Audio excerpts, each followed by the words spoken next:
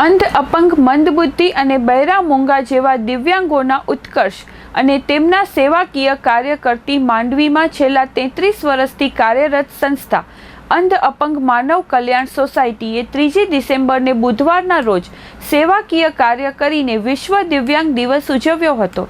માંડવીમાં નાનાલાલ વોરા માર્ગ પર આવેલા સંસ્થાના કાર્યાલયમાં બુધવારે યોજાયેલા એક કાર્યક્રમમાં સંસ્થાના પ્રમુખ શાંતિલાલભાઈ ગણાત્રા, મંત્રી દિનેશભાઈ શાહ, ખજાનચી પ્રતાપભાઈ ચોથાણી, સહમંત્રી સુલતાનભાઈ મીર, સહખજાનચી અશ્વિનભાઈ ગજરા અને રમતગમત પ્રોજેક્ટના પ્રોજેક્ટ ચેરમેન કમલેશભાઈ પાઠકના હસ્તે સંસ્થા તરફથી માંડવીના દિવ્યાંગબેન અને સલાયાના દિવ્યાંગભાઈને વ્હીલચેર અર્પણ કરીને તેમને આત્મનિર્ભર બનાવાયા હતા.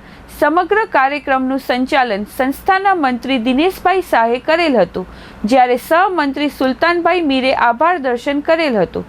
સંસ્થાના શૈલેષભાઈ મીઠાવાલા અને નિશાબેન પરમાર કાર્યક્રમમાં સહયોગી રહ્યા હતા.